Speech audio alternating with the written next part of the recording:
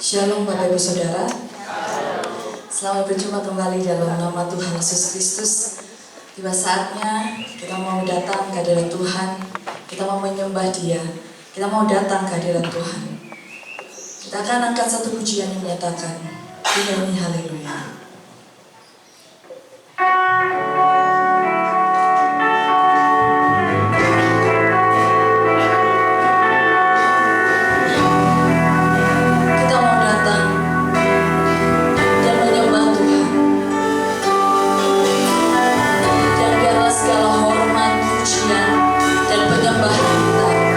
Hanya bagi nama Tuhan kita Yesus Kristus.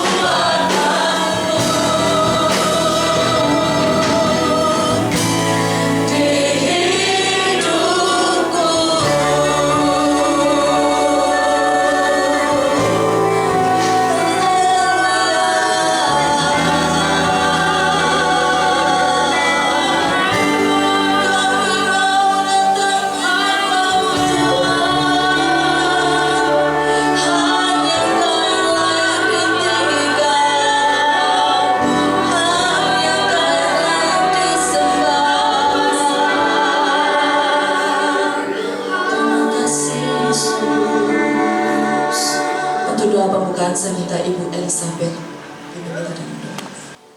Inilah pengakuan kami ya Tuhan. Sungguh Kau hebat, Kau berkuasa. Oleh sebab itu Tuhan, kami ingin pagi hari ini menyenangkan hati-Mu ya Tuhan lewat ibadah di pagi hari ini. Biar Kau mau hadir di tengah-tengah kami ya Tuhan. Kuasa Roh Kudus menguasai kami semuanya ya Tuhan. Teristimewa pelayan-pelayan-Mu yang akan melayani pekerjaan-Mu. Beri kami hati sukacita umat-Mu ya Tuhan, agar Engkau disenangkan pagi hari ini, agar Engkau dipuaskan lewat pujian kami. Terpujilah nama-Mu ya Tuhan. Kami serahkan ibadah kami hanya di dalam nama Tuhan Yesus Kristus. Haleluya. Amin. Tetap berdiri Bapak Ibu Saudara. Kita mau kasih senyum yang terbaik. Kita mau kasih sapa salam yang terbaik untuk saudara-saudara di sebelah kanan kiri kita. Kita akan sambung pujian kita mau terbang bersama Tuhan.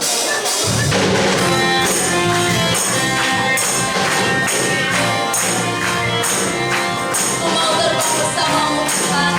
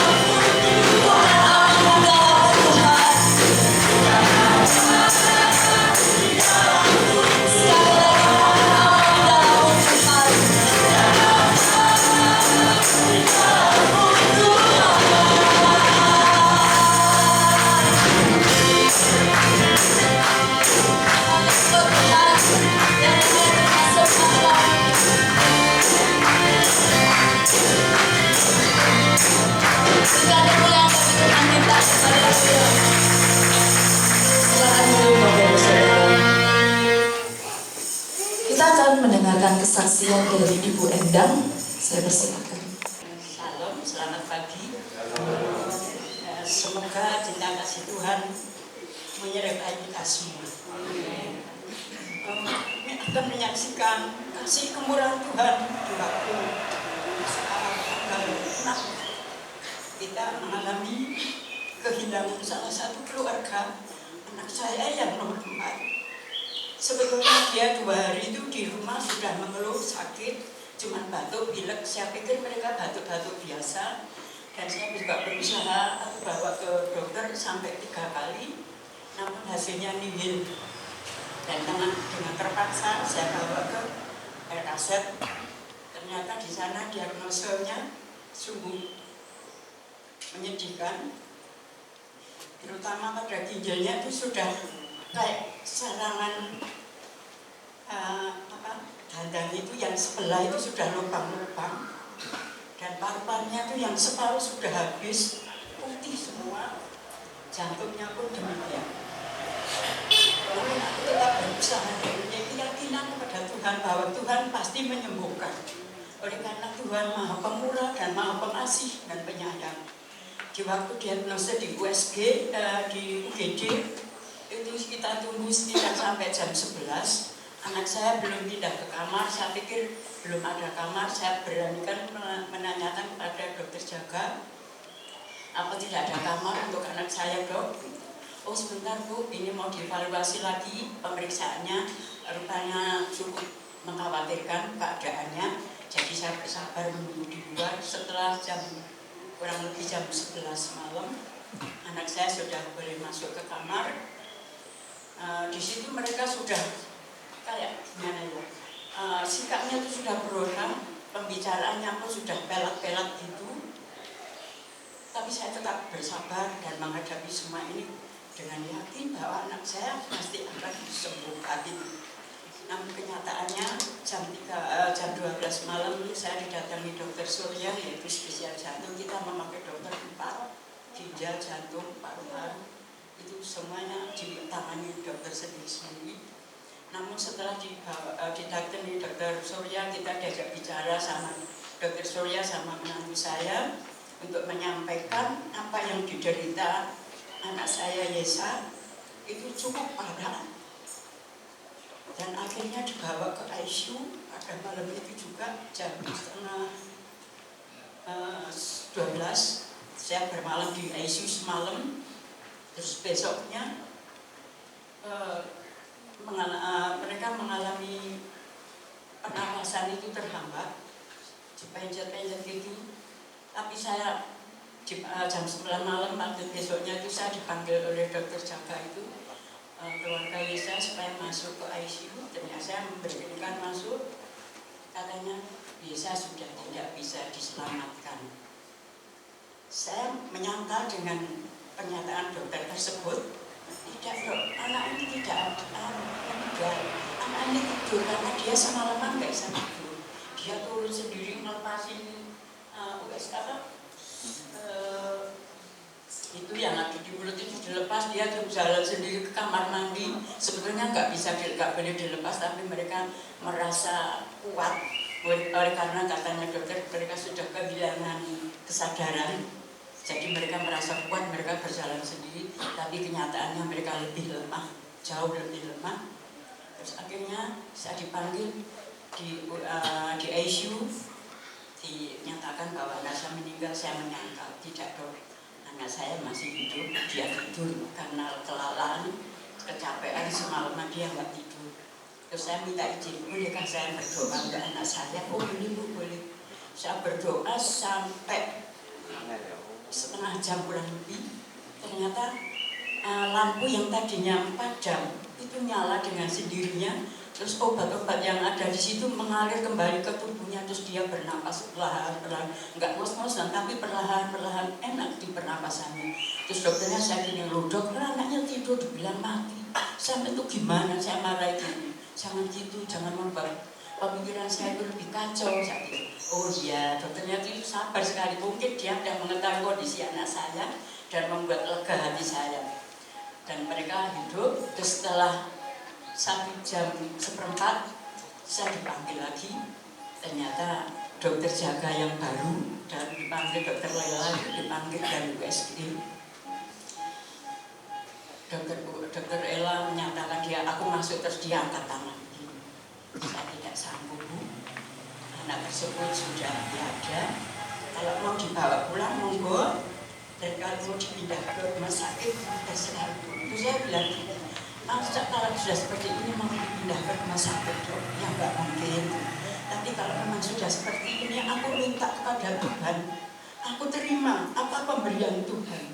Oleh karena Tuhan memberikan waktu hanya 1,5 jam untuk anak saya. Mereka membuka matanya tidak bisa, oleh karena diplester semua.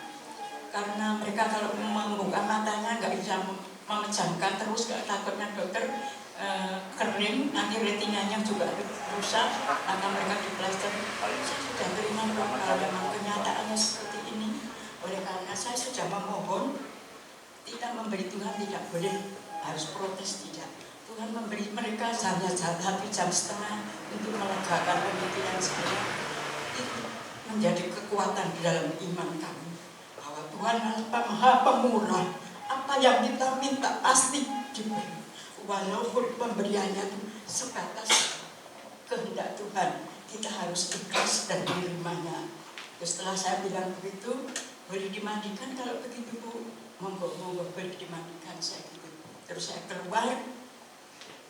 Terus sekitar jam 12 lebih anak saya bisa dibawa pulang, dan dari rumah sakit tidak diperbolehkan mencari ambulan, namun dipinjami ke mobil jenazah dari rumah sakit, dan bahkan semua pembiayaan gratis. Semuanya itu adalah kasih kemurahan Tuhan yang begitu besar. Kalau masuk UGD 1 hari aja 5 juta. Tadinya kita mau memakai umum, namun dokter di USG memaksa kita pakai aja itu BPJS-nya. Jangan, Bu, ayo dipakai aja, Bu. Berarti dokter di USG tadi, di UGD tadi sudah mengerti keadaan anak saya yang tidak mungkin diselamatkan.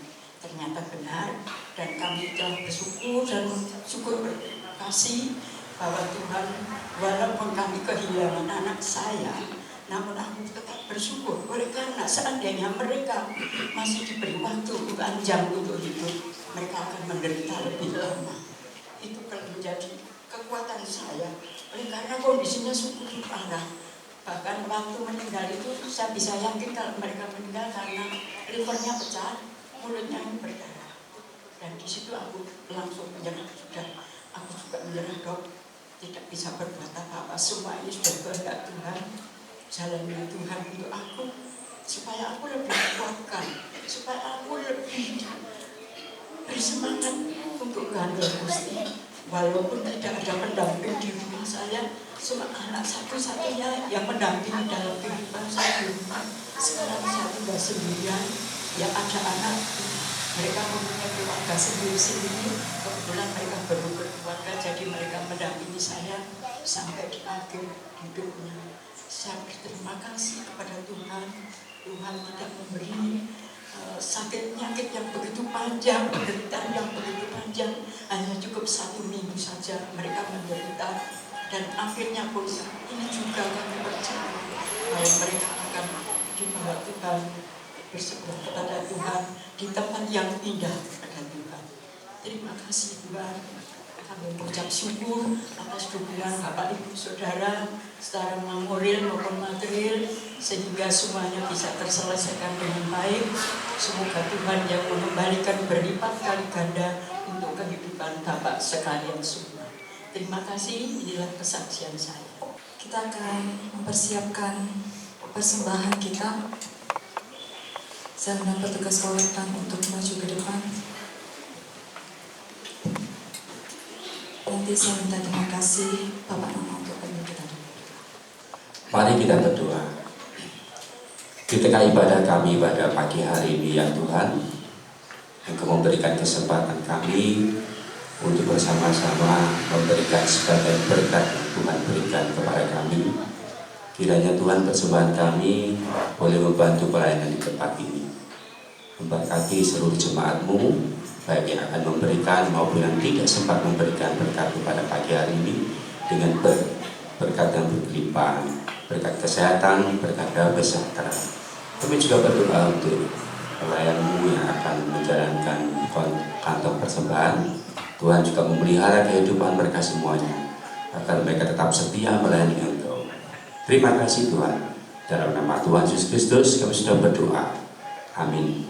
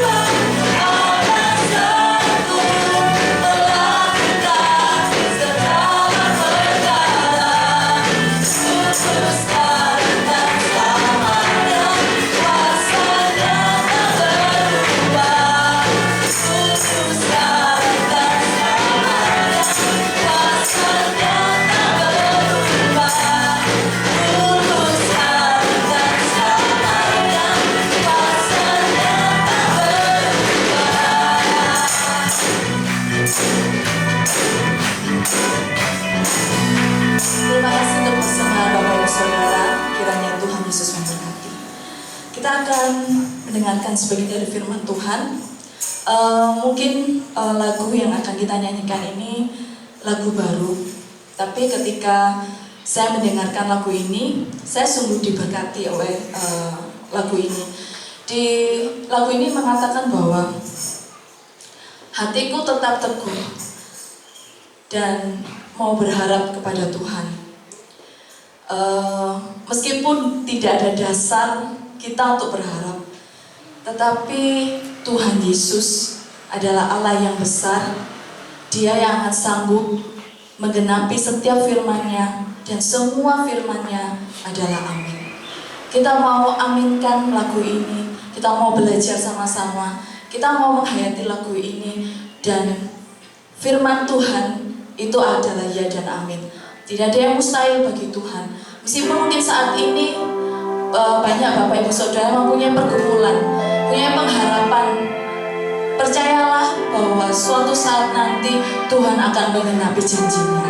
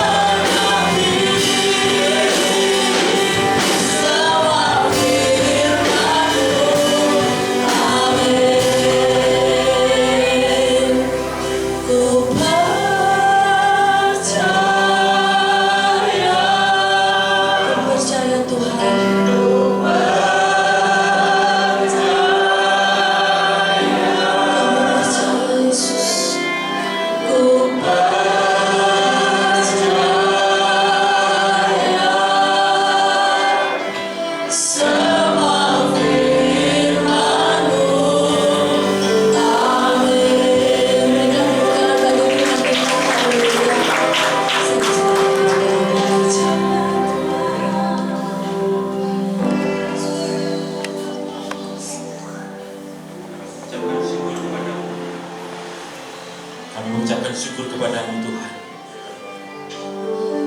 Jadi ya dan amin Tuhan. Dan inilah menjadi iman pengharapan kami di dalam Engkau, bahwa Engkau Allah yang punya kuasa dan Allah yang setia Tuhan pada orang-orang yang mengasihi. Dan kami percaya firman-Mu adalah pada pagi hari ini Kami menyampaikan sebagian dari firman-Mu boleh menjadi perpanjangan tangan tempat ini, menyatakan kehendak-Mu bagi kami satu persatu, supaya kami boleh dikuatkan Tuhan dalam perjalanan hidup kami.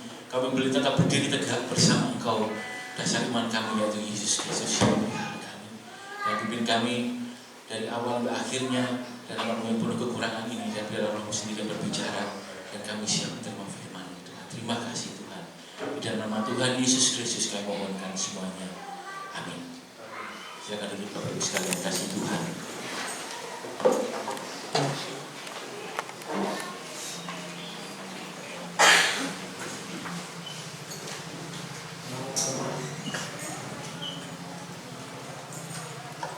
Shalom. Selamat pagi Bapak Ibu sekalian yang kasih Tuhan.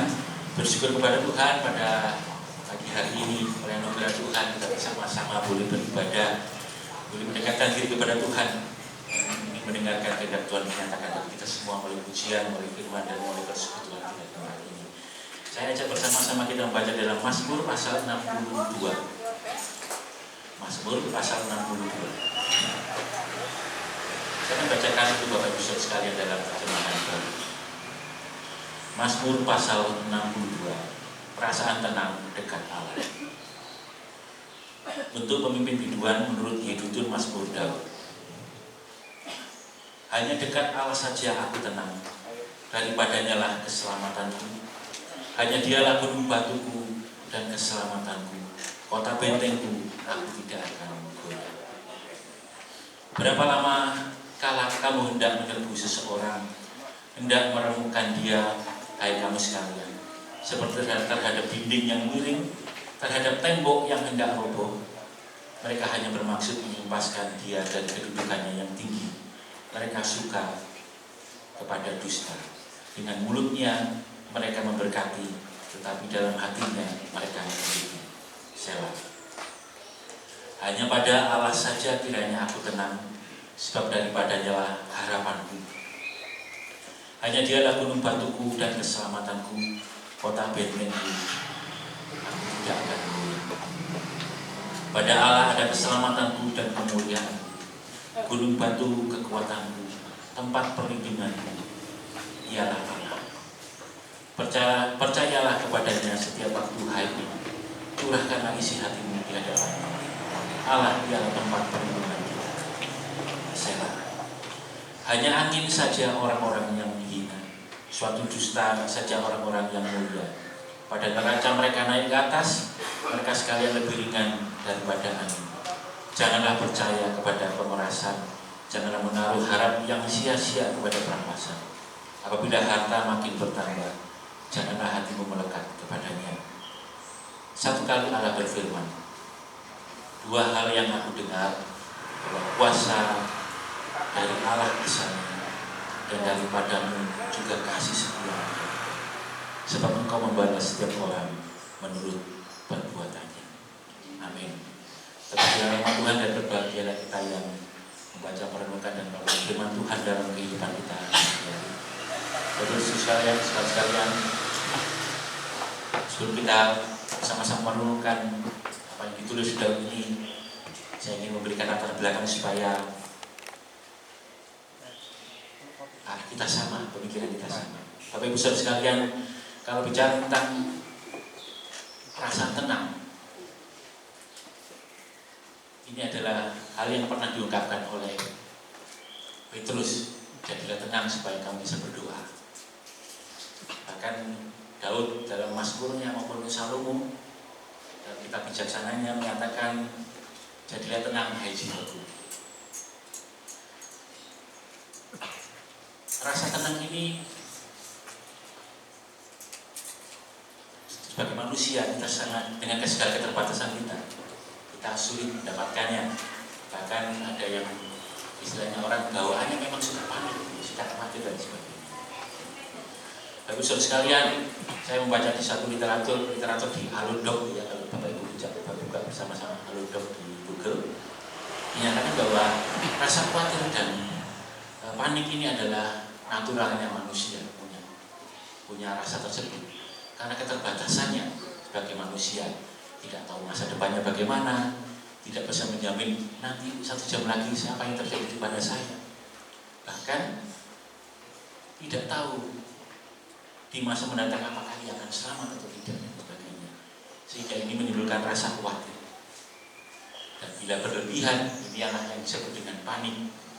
Nah, nasihat dari Halodoc ini itu menyatakan bahwa jika kita menjadi khawatir, terus semakin bertumpuk kekhawatiran kita dan menjadi panik, nasihat pertolongan pertama adalah pejamkanlah mata saudara, kemudian isilah pikiran Anda dengan sesuatu yang positif. Itu nasihatnya Halodoc.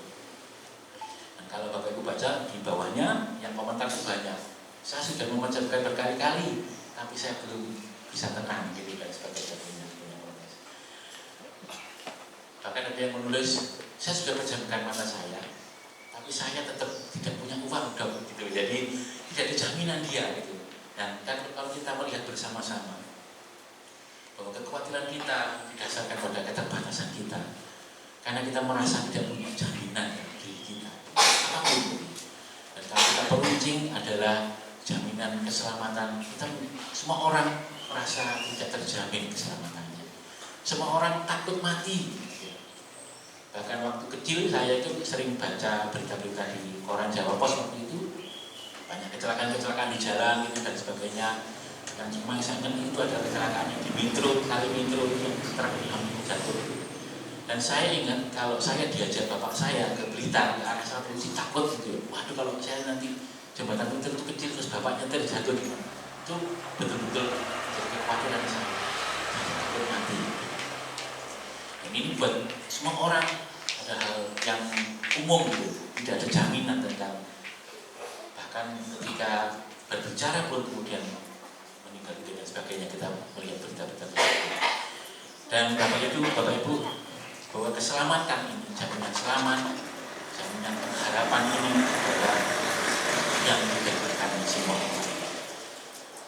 Kita setiap pagi menyatakan selamat pagi seperti saya sampaikan tadi, dan selamat siang. Bapak Ibu pernah melihat di kamus arti selamat pagi itu adalah ketika Bapak Ibu di kamus KBBI, arti selamat pagi itu adalah semoga kita selamat pagi ini, selamat siang, semoga kita selamat siang ini. Dan inilah yang menjadi sumber ketakutan, sumber kekhawatiran, ujungnya ke sana semua. Bapak Ibu sekalian, kita kembali ke dalam Mazmur. Mazmur pasal 62 ini ditulis oleh Daud dalam kondisi yang sangat terjepit, bahkan nyawanya terancam. Ya. Jadi ketika dia melakukan pelarian dikejar oleh Absalom, anaknya sendiri yang memberontak, dalam keadaan yang istilahnya dikepung sana sini dan tidak ada orang yang berpihak kepada dia. Dia menyatakan nyawa pun terancam, tidak ada keselamatan, jaminan keselamatan. Dia menulis Mazmur 62 ini. Maka lebih lanjut, Bapak Ibu di Mazmur 62 ini, Bapak Ibu kan rasanya kok baca kayak lompat-lompat ya. Ayat 1 sampai ayat 3, kemudian lompat lagi, kan bicara lain, kembali ke apalagi hanya dekat dengan Allah saja dialah harapanku, kemudian lompat lagi bahasan lain lagi dan sebagainya. Nah, Bapak Ibu harus cermati, ini adalah kayak struktur lagu, ya. Jadi kayak lagu itu ada refnya, ya. Isinya intinya lagu kan di ref, biasanya diulang berkali-kali. Terus ada baitnya, ada stansanya, ada misalnya bait 1, bait 2 gitu. Terus ada penegasan dari lagu. Nah, di Mazmur ini itu yang dinyanyikan adalah refrennya dulu. Refrennya itu hanya dekat Allah saja, itu ada kalau dibaca itu di ayat 1 dan 3 itu sama dengan ayat 6 sampai 9. Itu refrennya. Bait 1 itu di ayat 4 sampai 5, bait 2 itu di ayat 10 sampai 11. Dan di bagian penutup 12-13 itu istilahnya kalau di lagu itu outro, penegasan. Jadi kadang ada satu hal yang ditegaskan, perkuatan lagunya. Nah, ini yang strukturnya yang dipahami seperti ini. Nah, seperti nasihat di Al-Dok tadi, kalau kita mengalami kepanikan, jadi ada kekhawatiran, itu pejamkan mata saudara, pikiran hal yang lain. Daud menyajikannya seperti hal tersebut. Jadi ketika kalau kita baca yang ditampilkan Daud pertama adalah referennya dulu, hanya dekat Allah saja aku tenang. Dalam masa-masa pelariannya yang penuh ketegangan ini, dia menenangkan dirinya, dia mengatakan hanya dekat Allah saja. Makanya setiap bahasan, setiap bait itu didahului dengan referen. Seperti kita menenangkan diri kita hanya dekat Allah saja. Bapak Ibu paham ya? Ada 3 bagian dari bagian 1, 2, 3 dalam lagu ini, dan inti penekanannya adalah hanya dekat Allah saja. Nah, kita bersama-sama bahas di dalam semua bagian. Dengan waktu yang terbatas, biarlah Tuhan yang membimbing kita. Kita bahas di bagian yang pertama. Bapak Ibu Saudara sekalian, bagian pertama ini referennya di ayat 1 sampai 3, kemudian isinya itu di ayat 4 sampai yang ke-5. Kita mulai di isinya ayatnya, menjadi kondisinya. Ayat 4, berapa lamakah kamu hendak menepi seseorang, hendak merenungkan dia, hai kamu sekalian, seperti terhadap dinding yang miring, terhadap tembok yang hendak roboh. Bapak Ibu Saudara sekalian, Daud menyatakan keadaan dia seperti dinding miring yang mau roboh. Jadi bayangkan, dinding yang sudah miring, disandari saja pasti roboh. Kadang kita hati-hati, dinding mudah roboh atau hal yang lain yang mudah rusak dan sebagainya. Dan kondisi Daud ini dinyatakan seperti dinding yang miring, dalam arti rawan. Dia menghadapi segala kepungan. Kita tahu bahwa Absalom melakukan pemberontakan karena kekecewaannya dia kepada orang tuanya, kepada Daud. Ada hal kejadian sebelumnya sungguh menyakitkan dia, dan teman dia reaksinya salah. Dia memberontak dan dia menghasut semua orang untuk mendukung dia meruntuhkan ayahnya. Nah, si Daud ini si malakama antara dia bertahan supaya tidak mati, tetapi dia harus harus membunuh anak-anaknya. Dia tidak mau itu. Jadi yang dia lakukan adalah lari dari kejaran. Dan kondisinya dalam keadaan lari tersebut, dia pun terancam keselamatannya. Yang jamin tidak ada. Dia mengibaratkannya seperti dinding yang mau roboh. Dan kita melihat kehidupan kita saat ini, bukankah kita sama seperti Daud? Mungkin Bapak Ibu atau saya pun kadang merasa santai, tenang saja. Tapi sebetulnya kehidupan kita pun tidak yang bisa menjamin. Kita seperti dinding yang mau roboh. Kita berusaha hati-hati, kita tulis misalnya dindingnya hati-hati jangan bersandar. Ada orang yang tidak baca dan tahu menyandari dan bersandar. Kita kadang-kadang sudah berusaha berhati-hati di jalan misalkan. Orang lain tidak hati-hati. Jadi kecelakaan dan sebagainya. Kalau kita amati kehidupan kita ini seperti dinding yang akan rawan, rapuh, dan mudah dengan sentuhan. Dan bukankah ini akan menjadi ketakutan kita bersama-sama? Kita menjadi mati atau tidak selamat, kita mati. Hal yang kedua, di dalam ayat yang kelima, mereka hanya bermaksud mengempaskan dia dari kedudukannya yang tinggi. Mereka suka kepada dusta. Dengan mulutnya mereka memberkati, dalam dalam hatinya mereka mengutuki. Bapak Ibu sekalian, ancaman keselamatannya bukan secara jasmani kita mati, tapi secara mental kita juga dibunuh oleh keadaan kita. Bapak Ibu sekalian, kondisi Daud ini dia dihabisi bukan hanya sekedar kekuasaannya mau dirobohkan atau orang-orang pengikutnya juga, tapi dia dibuat dengan dusta supaya orang-orang balik membenci Daud. Jadi Absalom dalam waktu 2 tahun dia bisa menghimpun orang-orang yang dulunya loyal kepada Daud menjadi mendukung Absalom. Dia bisa merebut semuanya dengan dusta. Sekarang itu orang bilang ada hoax gitu ya. Kita tahu, kita sudah mengalami 10 tahun bersama Pak Jokowi, ada hoax yang berusaha menjatuhkan pemerintah dan sebagainya. Ini dialami oleh Daud juga pada waktu itu. Dia bukan hanya ancaman secara fisik dia harus mati, tapi dia mengalami istilahnya pembunuhan mental gitu. Dia merasakan itu semua. Dan rasanya Daud menyatakan sudah ada harapan. Seperti tadi orang Jawa bilang itu ancik-ancik gitu di tembok yang miring siap. Tapi saudara sekalian, bukankah ini yang kita hadapi sepanjang kehidupan kita? Hidup kita ini rapuh, tidak ada yang bisa menjamin secara pasti menjadi apa. Kita seringkali menjadi khawatir akan hal ini, bahkan menjadi panik, menjadi menutup diri, tidak mau kemana-mana, ada ketakutan, bahkan kita membatasi diri kita. Bahkan kita akhirnya mental kita pun dibunuh oleh para sahabat. Kita menjadi takut dan sekali. Daud menyatakan ketika dia menjadi khawatir dan panik, dia menenangkan dirinya dan berkata di ayat 1-3, hanya dekat Allah saja aku tenang, daripadanya keselamatanku, hanya dialah gunung batuku dan keselamatanku, kota bentengku, aku tidak akan goyah. Hanya dialah gunung batu dan keselamatanku, kota bentengku, aku tidak akan goyah.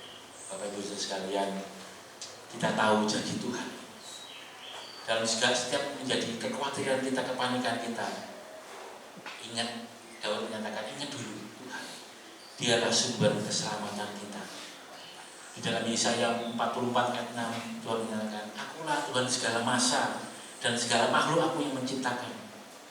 Bahkan di dalam Yesaya 41 ayat 10, dialah Tuhan yang menyertai kita. Kita baca di Yesaya 41 ayat 10. Yesaya 41 ayat yang ke-10.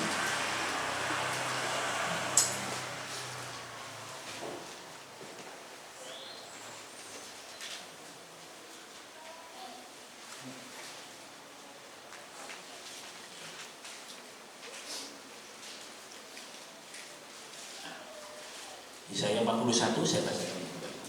Janganlah takut sebab aku menyertai engkau, janganlah bimbang sebab aku ini Allahmu. Aku akan meneguhkan, bahkan akan menolong engkau. Aku akan memegang engkau dengan tangan kananku dan membawa kemenangan. Bapak Ibu sekalian, sudah sangat jelas sekali. Ini Tuhan sendiri. Akulah Allahmu yang menyertai. Bapak Ibu, sadar pengharapan kita pada Tuhan sendiri, Allah sendiri yang menyatakan. Akulah Tuhan Allahmu yang menyatakan. Dan ini dipahami oleh Daud melalui janji-janji Tuhan ini. Dia beserta Tuhan sepanjang kehidupannya, mulai dari menjadi seorang gembala sampai menjadi raja. Dia mengingat bahwa akulah Tuhan Allahmu yang menyertai. Kita lanjut ke bagian 2, Bapak Ibu sekalian. Nah, di bagian 2 ini ada strukturnya sama, jadi referennya dulu. Tapi ada satu hal unik penekanannya di sana. Nah, kita masuk di pembahasannya dulu di ayat yang 10 ayat yang ke-11. Mazmur pasal 62 ayat 10 dan ayat 11. Hanya angin saja orang-orang yang hina, suatu dusta saja orang-orang yang mulia, pada neraca mereka naik ke atas, mereka sekalian lebih ringan daripada angin. Janganlah percaya kepada pemerasan, janganlah menaruh harap yang sia-sia kepada perampasan. Apabila harta makin bertambah, janganlah hatimu melekat kepadanya. Lalu sekalian bisa dijelaskan bahwa Daud itu sudah tidak punya apa. Harta dia tidak bawa, ya. Ayat yang ataupun orang-orang yang berpihak dia itu sudah tidak ada. Ayat yang ke-8 dinyatakan bahwa semua orang meninggalkan dia. Semua orang yang mendukung dia. Seperti orang-orang punya jabatan, punya ketangkasan dan sebagainya. Kalau ditimbang itu seperti angin, teman-teman. Bahkan harta pun tidak bisa, tidak dibawa oleh Daud. Harta manapun yang dia boleh perampasan di jalan maupun dia kumpulkan. Kalau menasihatkan, kalau hartamu makin bertambah, jangan melekat padanya. Ini pengalaman Daud sendiri. Dia pelari dan pelariannya dia tidak membawa apa-apa, jaminan tidak ada. Kita pun sering kita merasa bahwa saya sudah punya uang, saya tenang lah. Hanya menyatakan jangan melekat pada harta, karena itu sifatnya fana dan akan habis. Bahkan ada orang menyatakan, oh saya tenang aja, saya punya kenalan pejabat, misalkan bapak polisi, saya kenal komandannya. Dan menyatakan itu seperti neraca, kalau ditimbang itu bablas seperti angin dada. Ini yang dialami Daud. Dia punya panglima, dia punya orang-orang yang loyal, itu cukup kuat, punya keterampilan ketangkasan berperang dan sebagainya. Bukan mereka terus sudah menjadi loyal, tidak, tapi mereka sudah memusuhi Daud. Tidak ada yang melihat di sana. Bahkan dalam pelariannya dia tidak membawa apapun, kekayaannya tidak dibawa. Kita dalam kondisi tersebut kita akan menjadi khawatir. Saya tidak punya apa-apa, saya tidak ada yang saya andalkan. Menghadapi ancaman langsung panik kita, khawatir, aduh, besok saya bayar uang sekolah dari mana dan sebagainya. Saya harus menghadapi PHK dan sebagainya. Khawatir. Dan bisa sekalian, Daud mengajak kita, ayo tenangkan. Di ayat 6 Daud mengajak kita, hanya pada Allah saja kiranya aku tenang, sebab daripadanya lah harapanku. Kalau tadi dia ngomong hanya dia berubah keselamatanku, di ayat 6 ini Daud menyatakan hanya dia.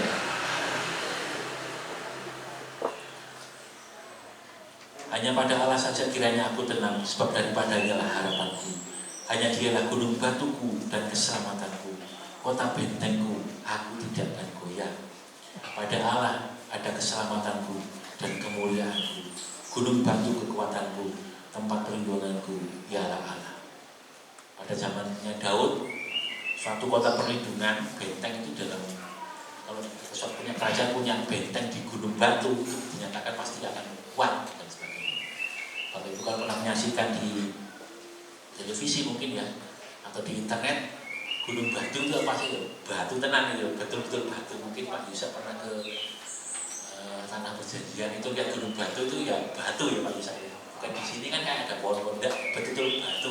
Jadi sangat kokoh gitu. Nah, Daud menyatakan perumpamaan seperti gunung batu yang kuat,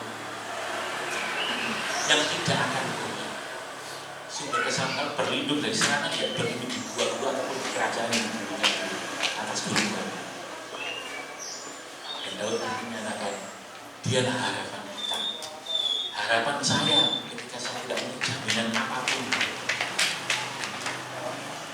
Dan hal yang spesial di referen ini Daud menambahkan di ayat yang ke-9, percayalah kepadanya setiap waktu, hai umat, curahkanlah isi hatimu di hadapannya. Allah ialah tempat perlindungan kita. Nyatakan kepada kita berkata, Tuhan tenangkan hatiku, hanya Kau harapanku. Dan menyatakan, nyatakan semuanya di dalam Tuhan. Curahkanlah isi hatimu di hadapannya. Ialah tempat perlindungan. Bapak Ibu, jaminan keuangan, kesehatan, apapun itu nyata yang kita hadapi setiap hari. Saya pun menghadapi. Tapi yang lebih nyata adalah menyatakan curahkan semuanya di dalam Tuhan. Dia gunung batu keselamatan kita. Kalau dia diem aja ya akan disampaikan. Sampaikan Tuhan berikan apa namanya? Privilege itu apa namanya? Keistimewaan bagi kita. Curahkan semuanya di dalam Tuhan. Tidak usah takut. Bahkan di Halodoc menyatakan bahwa ketika kita sudah tenang, itu ungkapkan perasaannya, itu ketakutan, ungkapkan perasaan ketakutan itu dengan segala, ada yang berteriak, ada yang mungkin memukul sesuatu ataupun marah-marah dan sebagainya. Ini Daud menyatakan lebih positif lagi. Tenangkan hatimu, hanya Dia lagi di batu kita, perlindungan kita. Curahkan semuanya. Dan Daud telah bertanya, Dan kepanikannya dia menyatakan aku sudah dulu apa-apa wis. Tidak ada jaminan saya sebagai orang mengatakan wis tinggal anci-anci mati gitu. Kamu tidak bisa minta pertolongan orang, tidak bisa minta pertolongan hartamu, tidak bisa. Kalau menyatakan semuanya sia-sia. Tapi dia punya satu hal yang dia harapkan. Dia berseru pada Tuhan. Tapi saudara sekalian, ketika kita merasa ataupun orang yang menyatakan bahwa hidup kita ini wis tidak ada harapan, tapi kita masih punya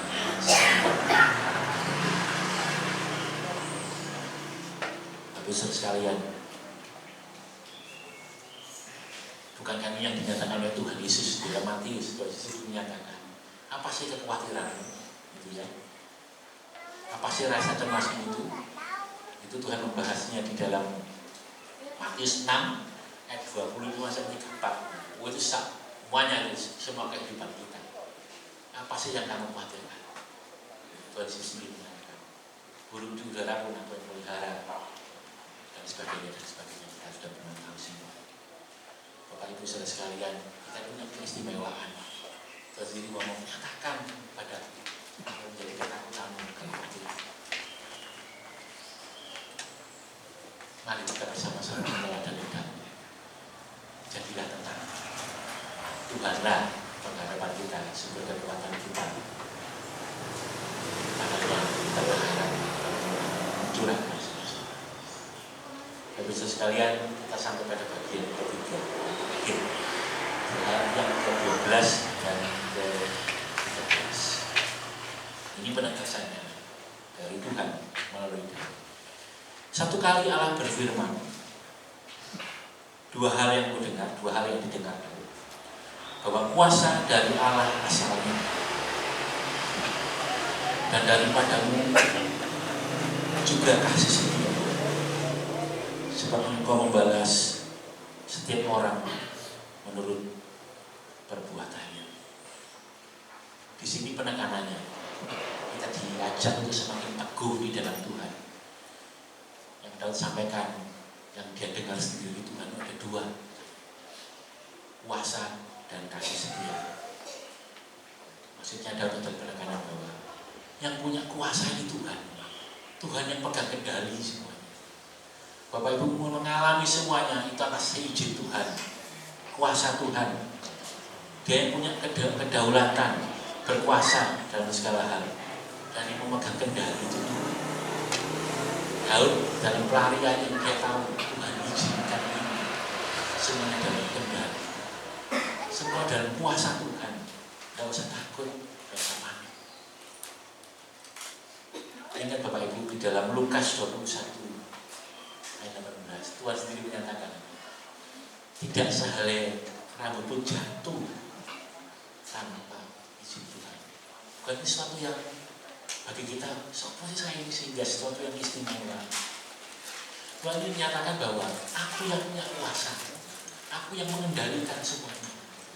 Yang kita alami, kita dengar bahwa semuanya ada tidak berlebih dengan kekuatan kita berikan. Kalau kita yang kita alami adalah semua dalam kendali Tuhan, izin Tuhan. Bapak Ibu sekalian, ingat kisahnya Yusuf ketika dia berusaha dibunuh oleh saudara-saudaranya, terus tidak jadi, dijual sampai ke Mesir dan sebagainya. Berbagai hal dia alami, bukan sesuatu yang enak tapi menyesakkan, dan hampir orang bilang janji tinggal mati lah.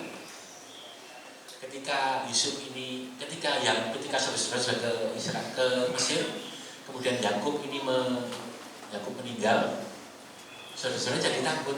Waduh, ini bapak sudah meninggal. Kira-kira Yusuf ini akan bersidang sama kita semua, sama saudara-saudaranya. Kita semua kan pasti dibunuhnya, kan bapak tidak ada. Tapi bapak ibu baca semuanya di Keluaran. Apa jawabnya si Yusuf? Memang kamu mereka-rekakan apa yang jahat kepadanya, tetapi Allah mereka-rekakannya menjadi kebaikan untuk keselamatan suatu bangsa yang besar. Bapak ibu, tidak ada yang menjamin kita secara manusia. Keterbatasan kita yang tidak tahu keselamatan kita ataupun orang lain berbuat jahat. Kita kali masuk Tuhan kita pun jamin harta tidak ada. Tuhan besok saya ini mepet Tuhan. Mungkin Bapak Ibu sudah mengalami banyak hal tentang pertolongan Tuhan tepat waktu dan sebagainya. Tuhan menyatakan semuanya dalam kendali Tuhan. Mungkin orang lain berbuat jahat terhadap merancang suatu jahat, tapi Allah merencanakannya sebagai kebaikan bagi kita. Ini yang dinyatakan Tuhan dalam Daud tadi. Yang dari itu adalah setia, kasih setia Tuhan. Dia memberikan balasan kepada umat yang mengasihi Tuhan. Di ayat yang ke-13 tadi. Kasih setia Tuhan untuk kita semua yang mengasihi Tuhan. Apa yang kita takutkan, apa yang kita khawatirkan, nyatakan kepada Tuhan. Apa yang kita hadapi, kita diajak ke level yang lebih tinggi lagi.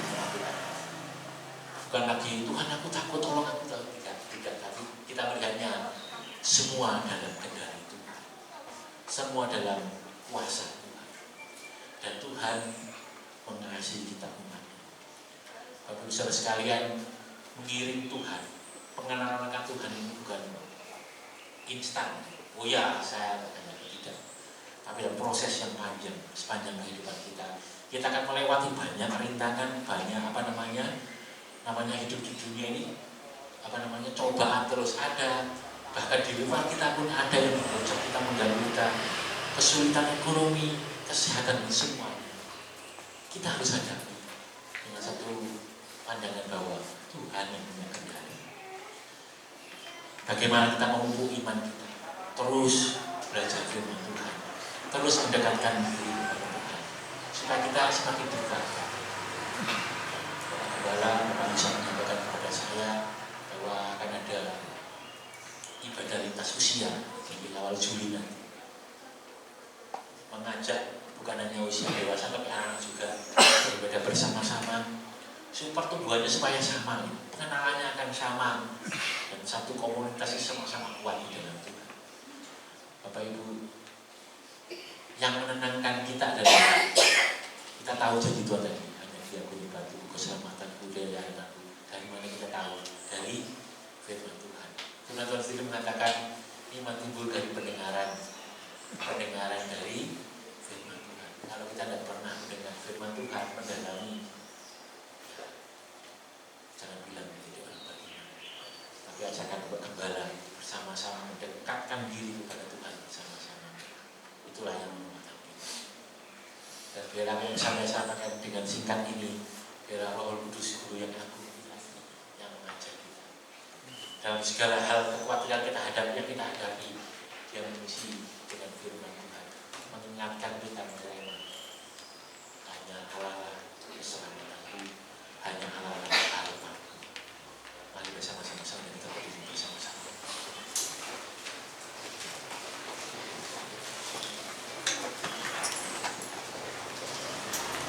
Dengan pujian namanya,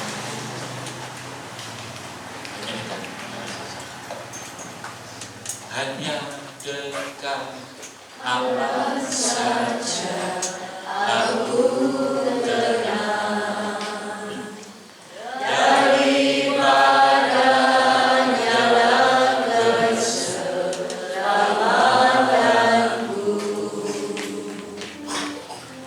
Hanya Dia gunung batuku, hanya Dia kota bentengku. Aku tidak akan goyah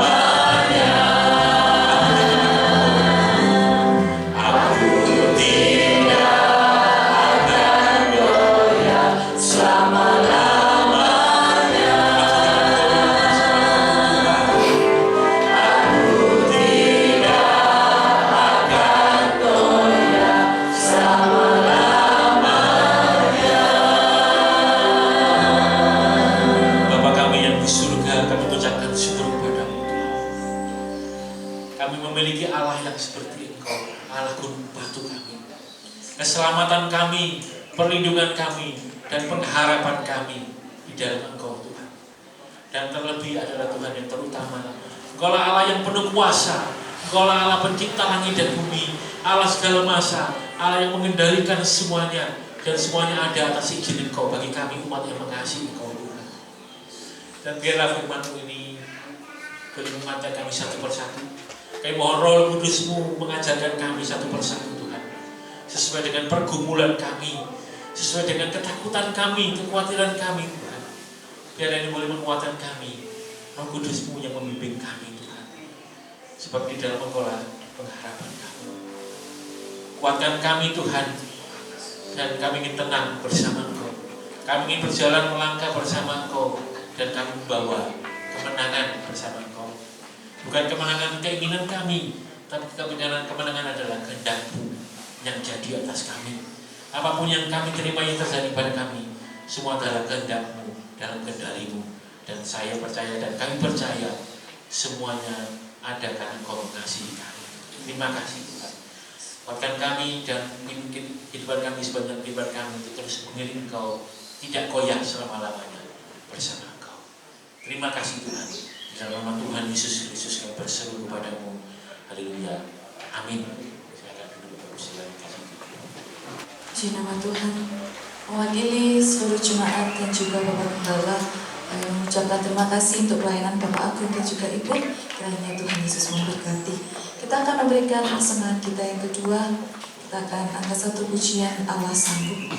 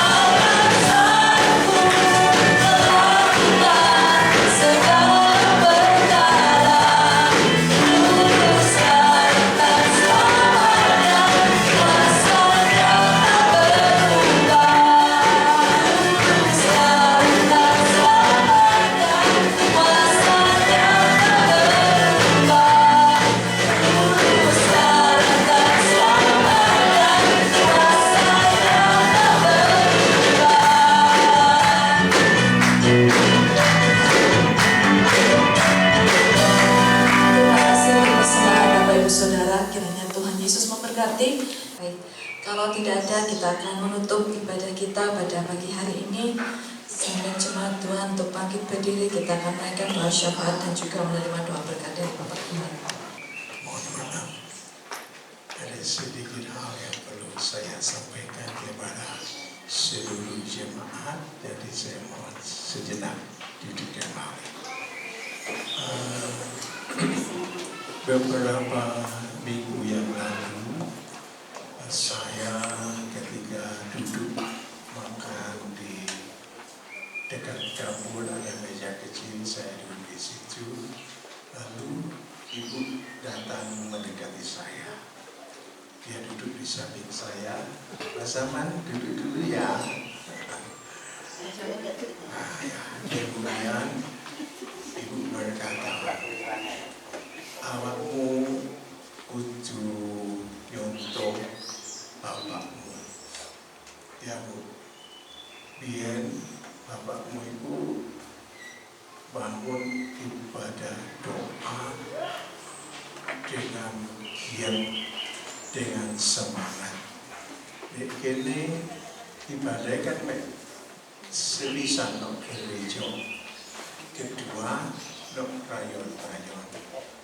Nah, jadi kudune awakmu berjuang lagi untuk nambah satu ibadah lagi, yaitu ibadah doa.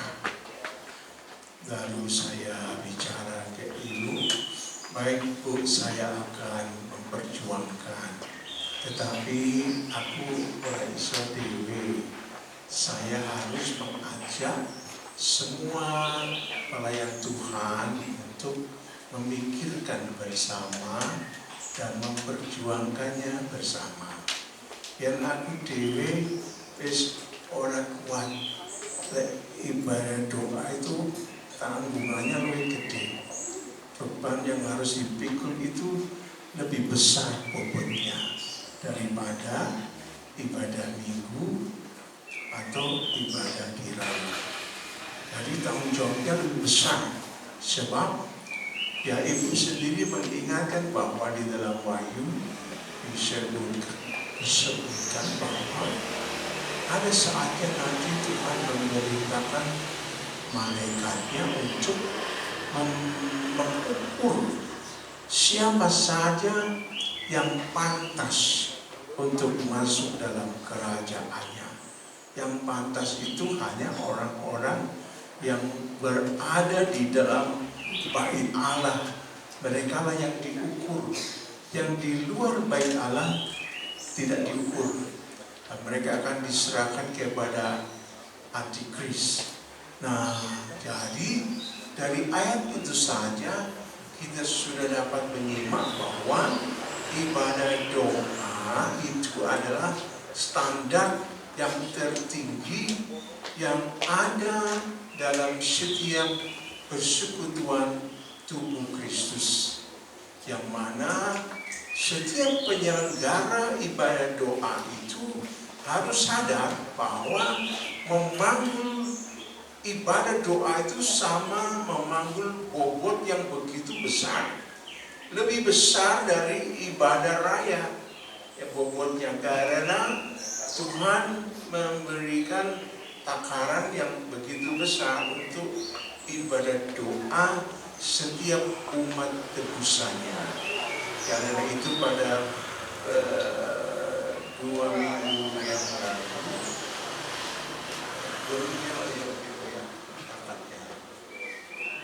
lalu, minggu lalu kami melakukan rapat pengurus gereja di Sukun ini untuk merencanakan ibadah doa.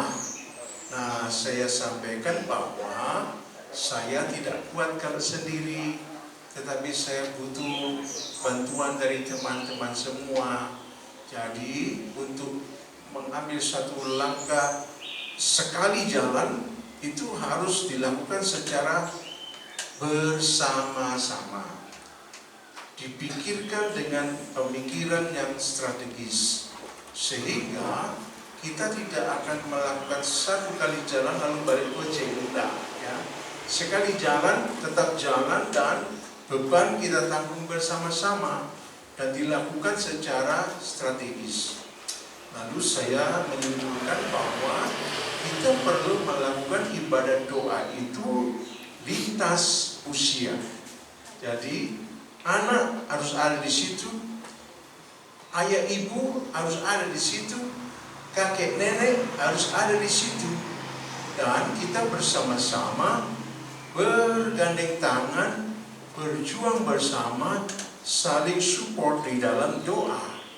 Kakek nenek mendoakan anak-anaknya yang sudah besar-besar, yang sudah berumah tangga atau lagi menyiapkan diri untuk berumah tangga ya.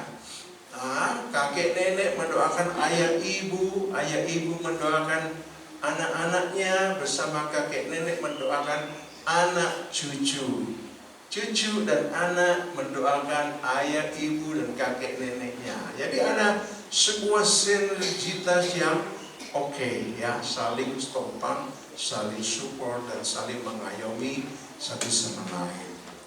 Nanti kemasannya bisa diacarakan macam-macam ya, sesuai dengan ide-ide yang nanti digagas oleh tim penggagas ide kreatif begitu ya.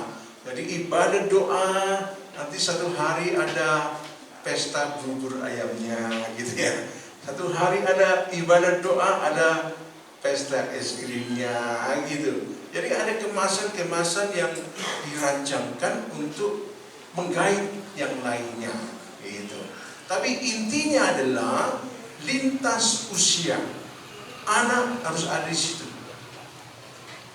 Ada ayah, ada ibu, ada kakek, ada nenek, ada pendeta. Nah, kita saling kompak satu sama lain. Dan percayalah, Tuhan pasti melakukan perkara-perkara besar bagi orang-orang yang mau mendekatkan diri kepadanya. Amin. Kalau kita mendekatkan diri kepadanya, Tuhan berkata, aku akan mendekatkan diri kepadamu. Oh, saya pegang teguh ayat itu, ya Tuhan, aku percaya. Aku kalau menurut ibuku dan aku bersama-sama seluruh jemaat Tuhan bergandeng tangan, berjuang bersama-sama memenuhi bauti kita, orang tua kita, maka Tuhan akan mendekatkan diri kepada kita. Amin. Bapak Ibu, saya percaya itu, dan besoknya hari Senin saya berencana bersama istri besok pagi kita bersih-bersih gereja. Begitu ya, karena Selasa ada ibadah kaum wanita atau usia emas begitu ya. Ternyata paginya ada tamu sehingga kami batal untuk bersih-bersih gereja gitu ya. Akhirnya pikir istri mau tamu kesel ini. Nanti aku bangun tidur baru kita bagi tugas. Gitu. Jadi bangun tidur sore hari jam 3 bangun, DLI bagian tugas mendampingi ibu di belakang ya, melakukan ini itu dan sebagainya. Saya yang ada di gereja. Saya nyapu pelan-pelan ke selungguh gitu ya. Nyapu lagi pelan-pelan ke selungguh gitu. Itu saya mulai sekitar jam 5, setengah 6 baru mulai kerja. Sudah waktunya ngepel ya, saya sudah sapu semua, sudah mau ngepel, ada telepon. Ini Pak Yusa. Iya, saya Yusa. Kita Konco Lawas. Konco Lawas, ya. Saya adiknya Pak Timotius Hanyawiana. Oh ya, kenal saya. Saya juga adiknya Om Yan Andrianus di Semarang. Saya kenal. Kita sahabat kan dulu di Semarang. Ya, Anda siapa namanya? Aku lupa. Nama saya Swi Im. Jadi ada Swi Ang, itu Pak Yan Andrian, Pak Timotius Ang.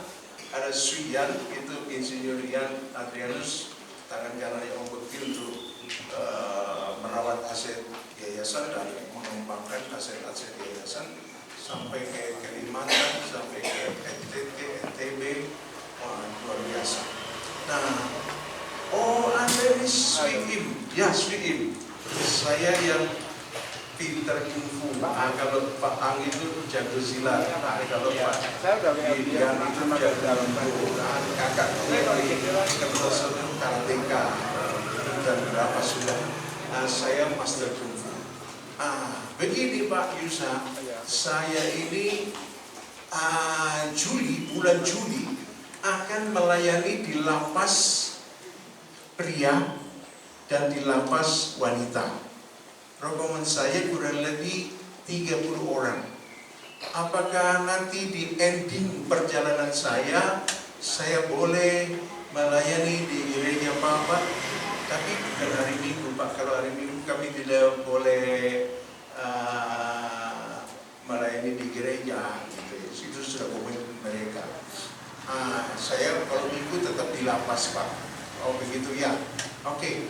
Saya akan rancangkan dengan teman-teman di Sukun untuk kami mengadakan ibadah persahabatan, menerima sahabat-sahabat dari Jakarta 30 orang bersama-sama bersekutu di hadirat Tuhan dan menikmati pesan-pesan Tuhan yang spesial.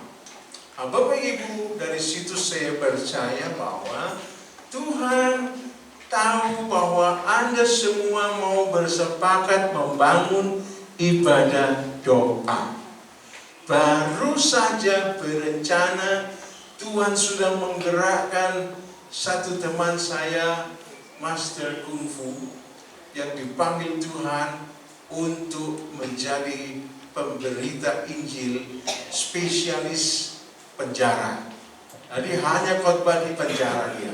Penjara Kalisoso, penjara Nusa Kambangan, dan penjara yang besar juga di Indonesia yang terkenal adalah penjara di Kota Malang. Karena di sini ada orang-orang yang sudah di lampu merah gitu ya. Nah, Bapak Ibu, Tuhan melawat penjara-penjara melalui seorang yang tidak diperhitungkan, dan Tuhan pakai untuk ada bersama kita di akhir bulan Juli.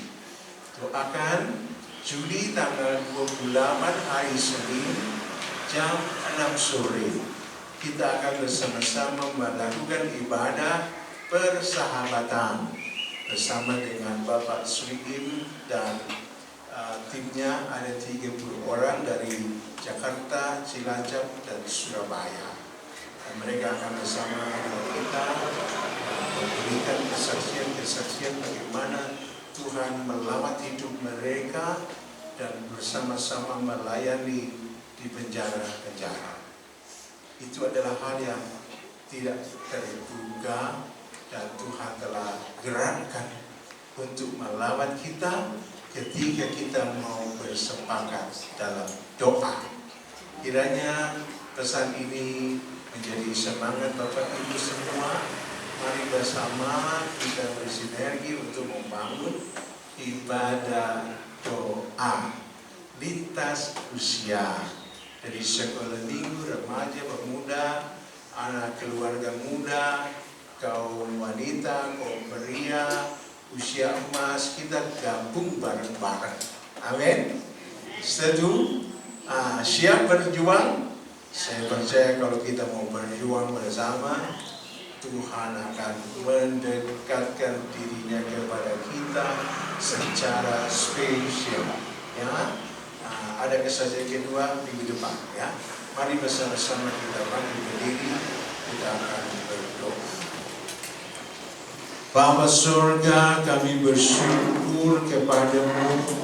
Tuhan sudah menyampaikan kabar baik kepada kami melalui hamba-Mu Bapak Agung Haryanto, yang menyampaikan kabar baik tentang bagaimana Raja Daud dalam keadaan yang serba terbatas, dalam keadaan yang serba terdesak, dalam keadaan yang serba tertekan, dalam keadaan yang sepertinya tidak ada harapan.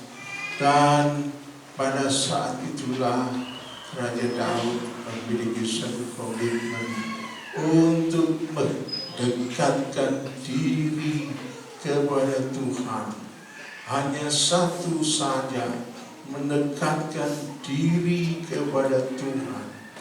Dan Raja Daud mengalami lawatan Tuhan yang supranatural, lawatan Tuhan yang sangat kreatif, lawatan Tuhan yang sangat memenuhi segala kebutuhan Daud dari fase ke fase berikutnya, sampai dia mengalami kemenangan besar dalam sejarah hidupnya bersama dengan bangsanya. Oh Bapa Surga, demikianlah kami sekalian jemaat Tuhan di Sukun ini. Kami mau bergandeng tangan bersama, mendekatkan diri kepadamu, bergaul akrab bersamamu dalam pertolongan Roh-Mu yang kudus. Kami berpegang kepada janji-Mu Tuhan, bahwa setiap orang yang mau mendekatkan diri kepada Tuhan, Tuhan mau mendekat kepada kami dengan ajaib. Dengan kuasa-Mu yang berdaulat itu, sehingga segala hal yang menjadi kekhawatiran, ketakutan, kebingungan kami, semua itu akan diselesaikan oleh Tuhan yang Maha Baik. Gusti Yesus, Gembala yang baik, sahabat yang sejati, terang yang memberi pengharapan bagi kami, terang yang membuka jalan bagi kami. Terima kasih. Tuhan memberkati Bapak Agung Haryadi dengan kasih, hikmat, kuasa, dan bimbingan-Mu, sehingga sejarah hidupnya dipenuhi kemuliaan Allah sampai pada masa tuanya. Terima kasih. Tuhan memberkati Ibu Lili yang menyertainya. Tuhan juga memberkati Ibu Yohana Budiarti yang masih bersama dan mendampingi mereka berdua dan cucu-cucunya. Kami bersyukur atas kasih-Mu. Terima kasih Bapa. Hamba berdoa bagi seluruh pelayan Tuhan yang sudah ambil bagian dalam penyelenggaraan ibadah dan pelayanan di pagi hari ini. Tuhan berkati mereka semua, dan berdoa untuk mereka sekalian yang siapkan diri untuk melayani di minggu mendatang. Kiranya Tuhan tolong dan berkati dengan hikmat, bimbingan, dan urapan Roh yang kudus bagi mereka sekalian. Berdoa pula bagi saudara-saudara yang berulang tahun pada pekan ini. Tuhan memberkati segala cita-cita mulia yang dibangunnya, dipenuhi dengan segala kebaikan Tuhan. Kami juga berdoa bagi bangsa dan negara kami. Berdoa bagi Bapak Presiden Prabowo, wakilnya Bapak Gibran Raka Buming Raka. Tuhan berkati Bapak Presiden wakilnya dengan kesehatan yang prima. Tuhan memberkati dengan hikmat akal budi. Tuhan memberkati dengan bimbingan Roh-Mu yang kudus yang diutus oleh Tuhan juga bagi pemimpin bangsa, agar menjadi pemimpin yang takut akan Tuhan, pemimpin yang berpihak kepada kepentingan rakyat. Tuhan tolong, dan kami percaya Indonesia akan dipenuhi kemuliaan Tuhan.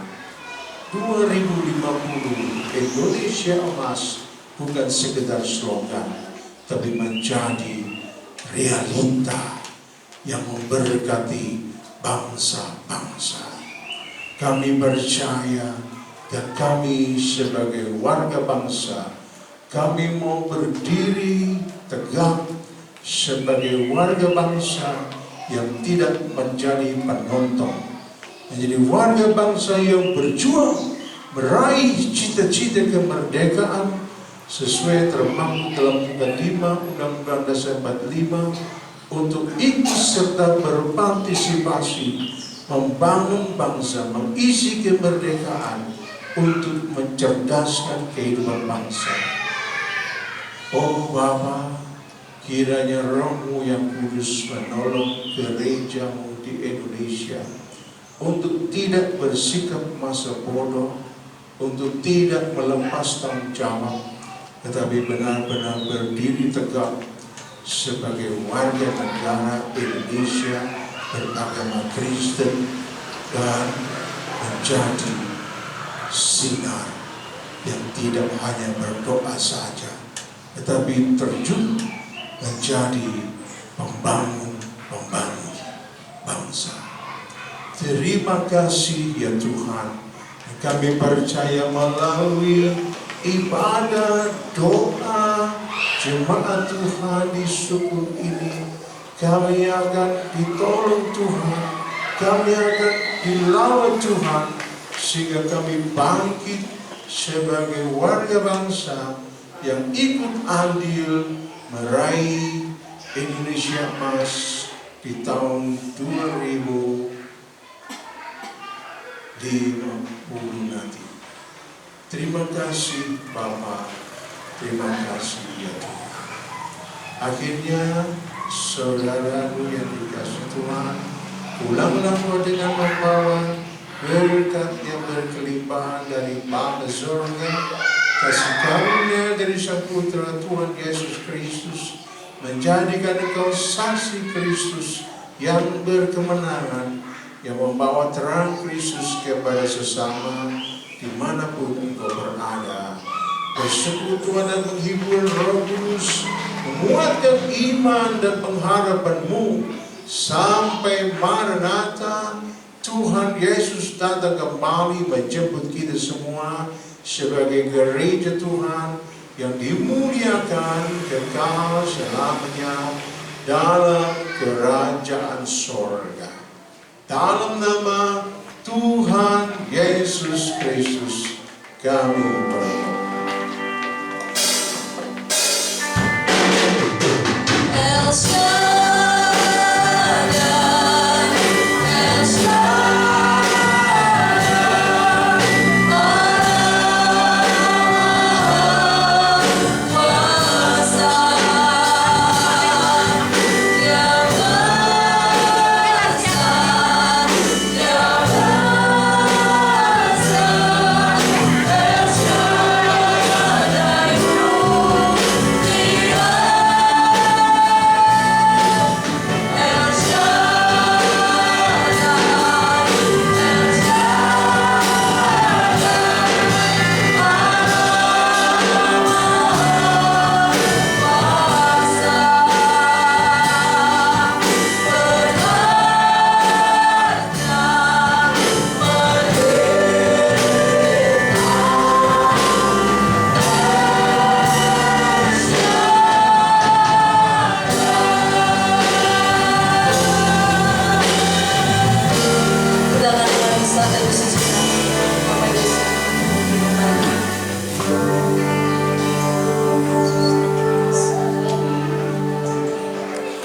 Amin.